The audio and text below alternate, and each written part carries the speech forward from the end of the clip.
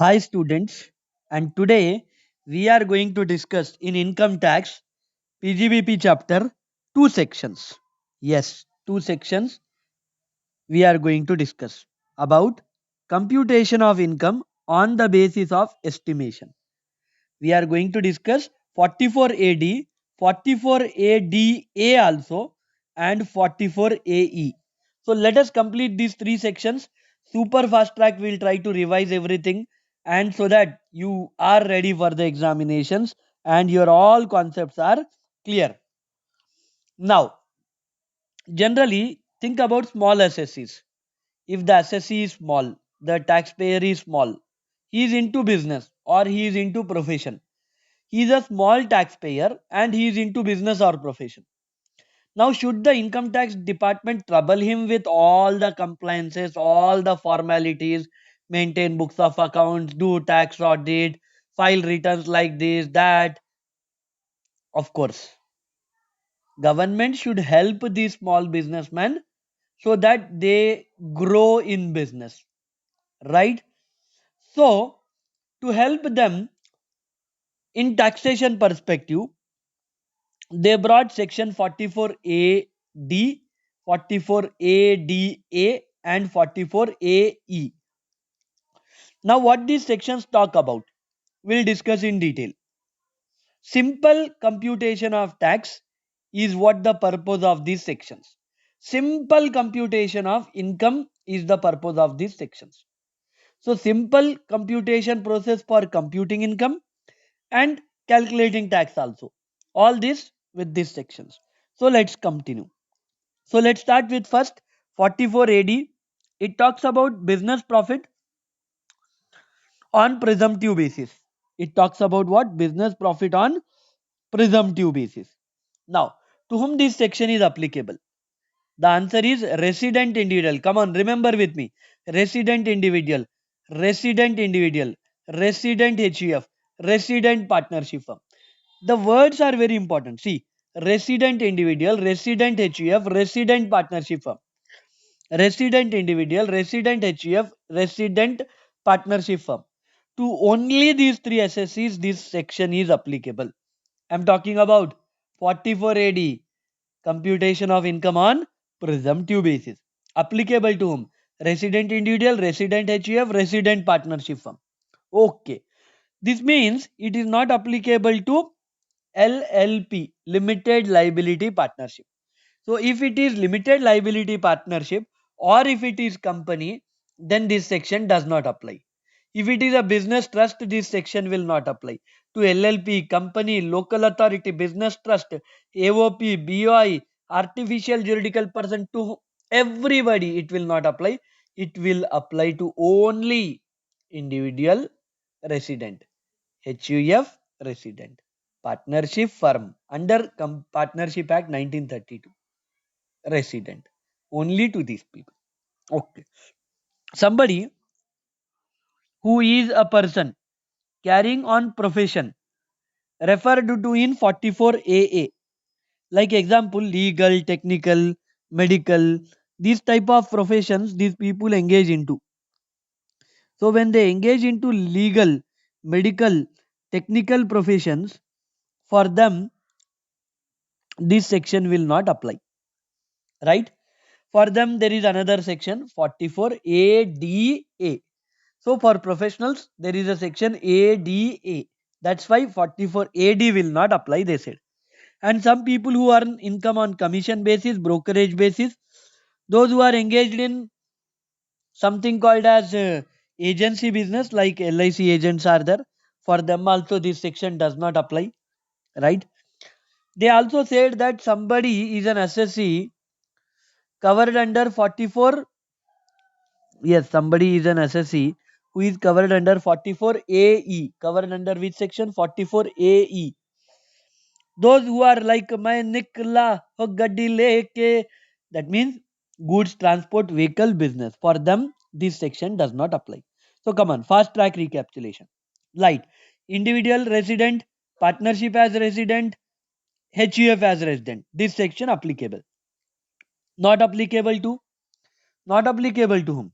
Not applicable to LLP, not applicable to professionals who are covered under 44 ADA and specified under 44 AA. Very good. And it is not applicable to whom? Who are earning commission and brokerage. Not applicable to whom? Agency business. Not applicable to 44 AE, that is goods transport vehicle business. Very good. Now come to conditions. What is the requirement? The requirement is as simple as that. Your turnover, okay. Any business is eligible. Any business is eligible, right? Any business is eligible other than referred above. Already we discussed that agency business, commission business, brokerage business, 44 AE business, 44 ADA business, and LLP. For them, this section does not apply. For all others, this applies. Okay. What should be the maximum turnover? Maximum turnover should be 2 crores. If your turnover is less than 2 crores, if your turnover is less than 2 crores, this section applies. So total turnover or gross receipts in the previous year of such eligible business should not exceed how much? 2 crores. Then only this section is applicable. Restrictions on claiming deduction. Now you cannot claim deduction under section 10AA. 10AA speaks about very good SEZ, Special Economic Zone. So for them this section does not apply. 10AA applies for whom? SEZ, Special Economic Zone. This section does not apply. And those who actually claim deduction under 80HH to 80RRB, these are income based deductions. Come on, 80HH to 80RRB, these are income based deductions. These are income based deductions. So if you want to take the benefit of this section 44 AD, then you cannot claim any benefit under 80 HH to 80 RRB. You cannot take the benefit of section 10 double A SEZ benefit. Okay. So what? Next. Estimated income. What is your estimated income? Simply I will tell you, are you receiving the money through ECS? Are you receiving the money through account paycheck? Are you receiving the money through demand draft? Are you receiving the money through any other electronic mode? If you are receiving the money through banking channel, in simple language, 6% of your receipts is your income. 6% of your receipts is your income. Come on, repeat with me again. Are you receiving the money through account paycheck? Account paycheck. Come on, remember. It's not crossed check. It's not bearer check. Account paycheck. Demand draft. Yes. ECS. Any other electronic mode. If you are receiving through any of these four modes, 6% of the receipt is your income. And in all other cases, if you are receiving cash, if you are receiving through bearer check, if you are receiving through crossed check also, which is not account pay, then 8% of such receipts is your income. And government is welcoming you. If you want to show higher income, always welcome, you can show. Government has no problem. They are ready to if you show higher income, they are happy and you can pay higher tax. Of course, how many would be interested, God knows. Next, note, no deduction in respect of course, no deduction will be available in respect of any expenditure. So expenditures which are covered under section 30 to 38, for that no deductions are given, right? The estimated income is comprehensive and no further deduction is relating to expenses from covered under section 30 to 38 allowed. Depreciation also not allowed again separately. It is deemed that it is deducted. Deemed that it is deducted. Okay. And when we compute that WDV, opening WDV plus purchases minus closing minus sales, then we get closing WDV, from that depreciation minus Then we get opening WDV. That should be done every year to compute the real value of the block. But once you multiply your sales with 6% for digital receipts and 8% for cash receipts, again, whatever you get the income, no need to deduct depreciation. It is deemed to be deducted. So for income computation, depreciation is deemed to be deducted. So no need to do it again. For computing the closing WDV, opening WDV, we need to deduct the depreciation like every year. Okay. Come to the next section. Deductions.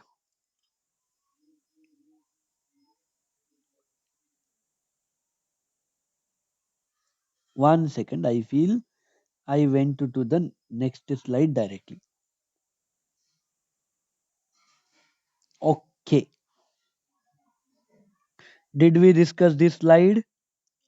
No deduction? Yes. Depreciation? Yes. Let's go to the next thing.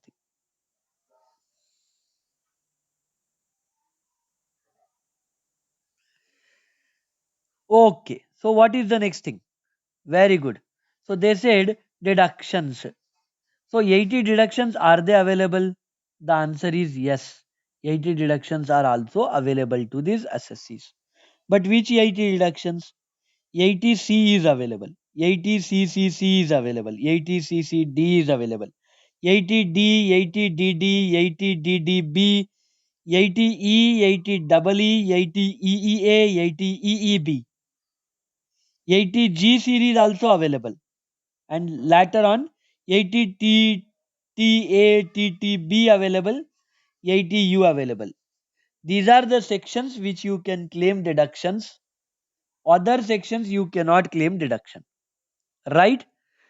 Brought forward loss, as usual, you can claim.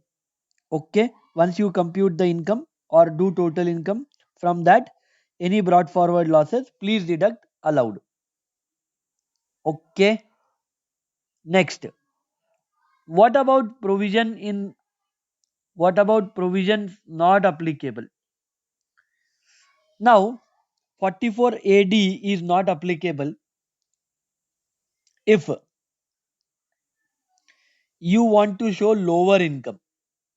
If you say my income is not this much, my income is less than this, how can my income be 8% or 6%? No, no, no, it is less than that. Okay, Baba, no problem. Government says they don't have any problem. You can show lower income. But please get your books of accounts. Prepare books of accounts under 44 AA. Maintain books of accounts. Get it audited under 44 AB. Sir, but our sales are not more than 1 crore, sir. How can you ask? Still, you need to get books of accounts audited. Right? That's what the compulsion is. And one more thing they said, if once you are covered under 44 AD, you should continue the same for next 5 years. If you want to break it, in between you want to show lower income or you want to pay tax as per normal provisions. If you are planning to do so, then you have to maintain books of accounts and you have to get the books of accounts audited. Right? See this example for you to understand.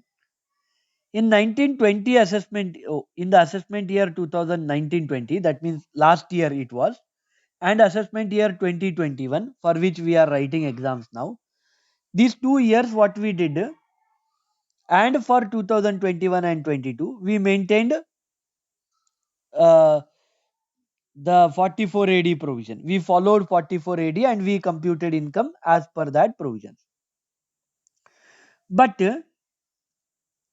when we took 22-23 year, we did not follow 44 AD. That means we broke the chain. Now what the law says, that next 5 years you will not be allowed to come under 44 AD. So if you are under 44 AD, continue for 5 years. If you break, then 5 years don't come under 44 AD. So that's why they said, you can see, right? Till 27, 28, you will not be allowed to file returns under 44 AD or take the benefit of presumptive taxation. Hey, 22, 23, they broke. 23, 24, 24, 25, 25, 26, 26, 27, 27, 28. Like this, they computed 5 years. That means these 5 years are other than the year in which you broke the provisions. When you failed, when you want to convert, you leave that year. Other than that, next 5 years, you will not be allowed to come under 44 AD. This is strict provision. Okay. So you understood. With example we discussed in the revision. Chalo, come on. Let's go to the next thing. Effect of on 44 ADA. Already we discussed that they need to maintain books of accounts and get the books of accounts audited. Come on, let's come to the next section. 44 ADA. Yes, this is for professional. And who are professional? You can see the list.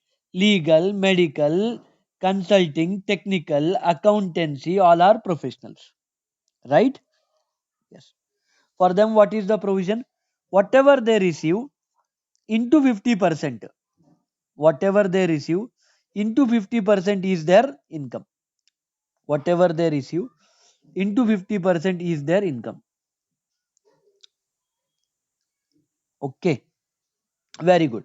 Now, what they ask, that professionals whose gross receipts are less than 50 lakhs, only those professionals are covered under this section.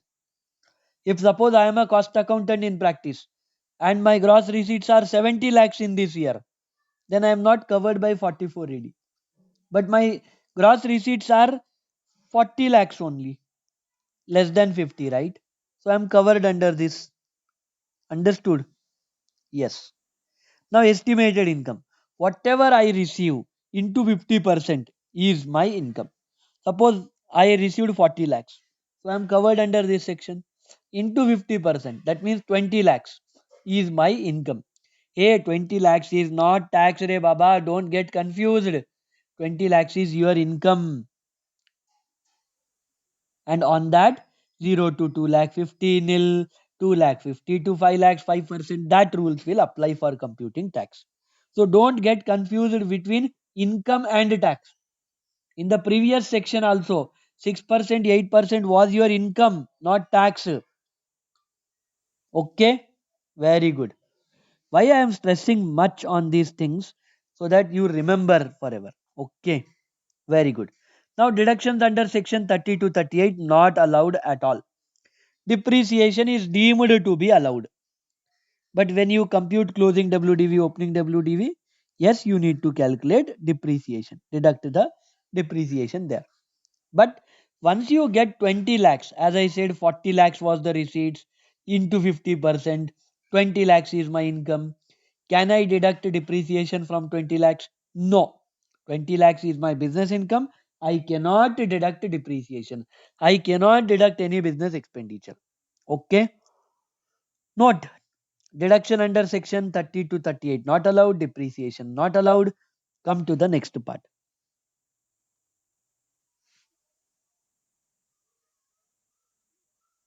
Very good. Now what about deductions? Hey, deductions are totally allowed. There is no limitation, there is no restriction. First, you should compute your gross total income, income from salary, house property, PGBP, capital gain, other sources, gross total income. And from that deductions, you can deduct any deductions, normal provisions, no restrictions. Okay, deductions are allowed. But they said other than those mentioned above.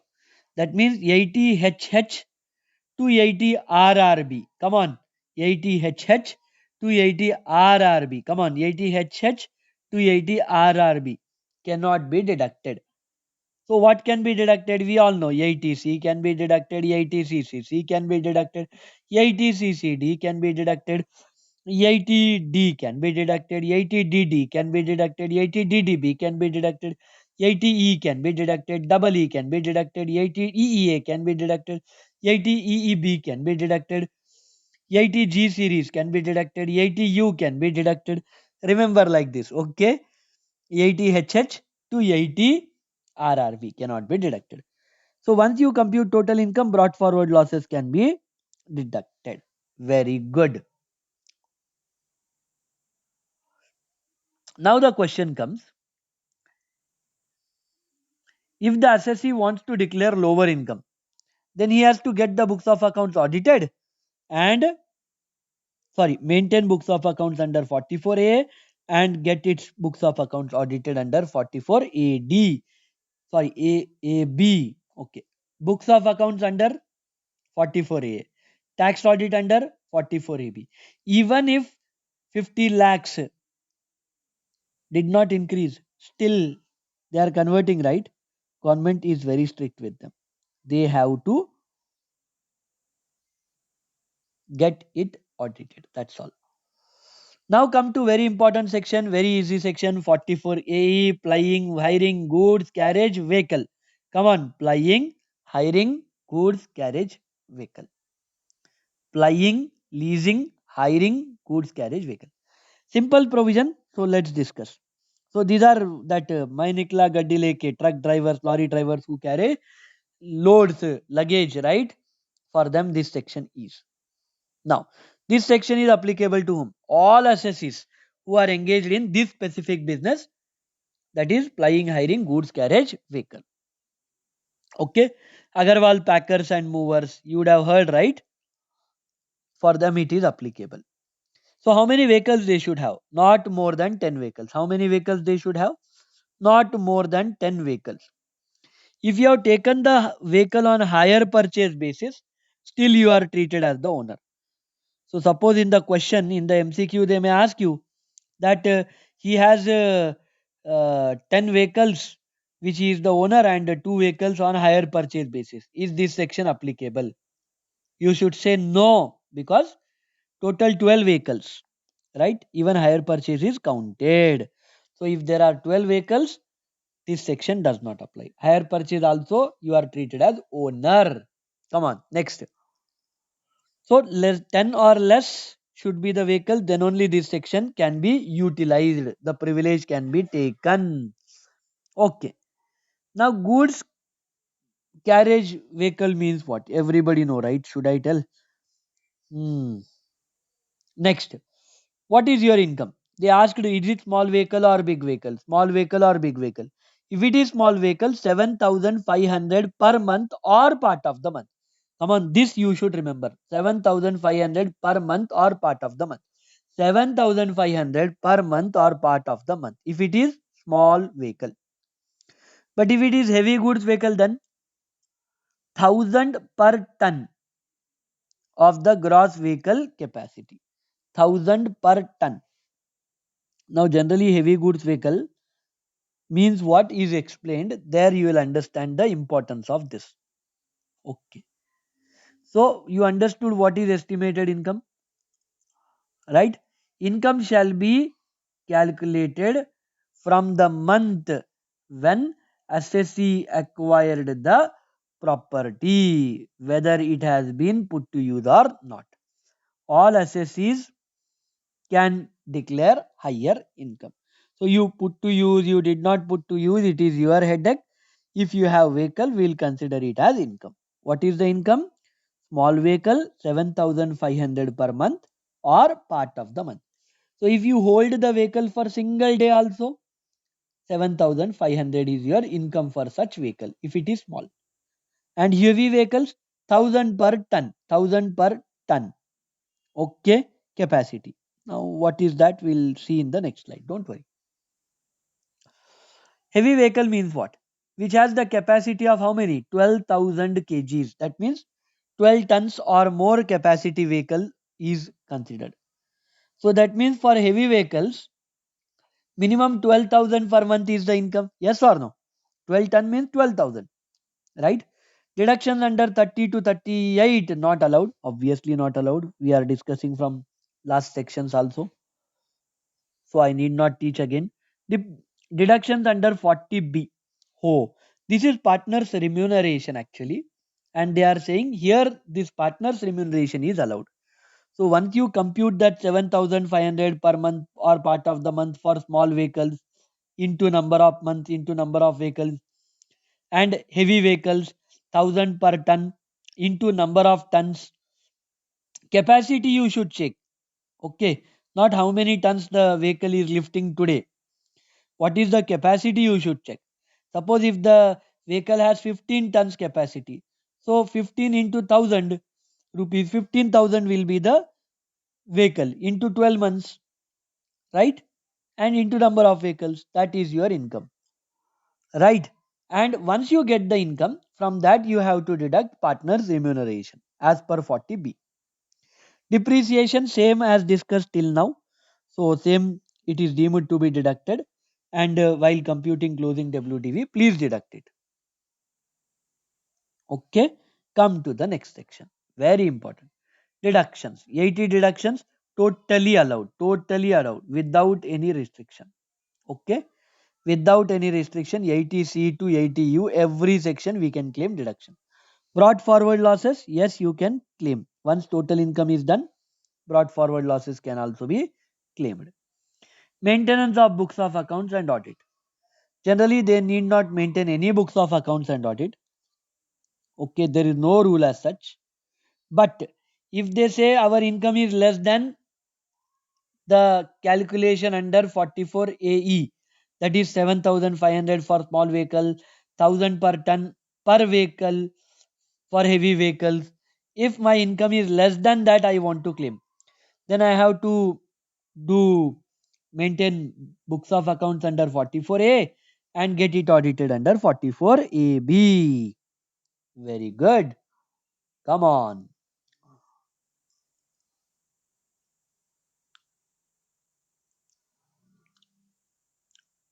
Okay. Effect of SSC declaring lower income. Obviously, we know if we want to declare lower income, what will happen? He has to maintain books of accounts and get it audited. That's all.